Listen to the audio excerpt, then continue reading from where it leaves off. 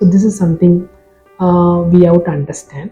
And what happens is, taking this, either you get into the habit of getting vitamin D naturally from sunlight by doing some activities in the sunlight in the early morning, or at least take vitamin D supplementation, which is very easy. You have to take a small sachet once in a week.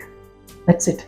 And this can be taken initially. If you have vitamin D deficiency, this needs to be taken once a week till the time the vitamin D comes to normal levels. And once it becomes to normal levels, take a maintenance dose for once a month. This vitamin D sachet. It's a very simple way, but it has such a huge impact on our health. I'm just telling vitamin D pertaining to my topic of discussion today on bone and joints. But if you understand, vitamin D is influencing the inflammation. Vitamin D alters the diabetes, alters the metabolism in the body. It has a severe effect on the hypertension, lipids, and everything.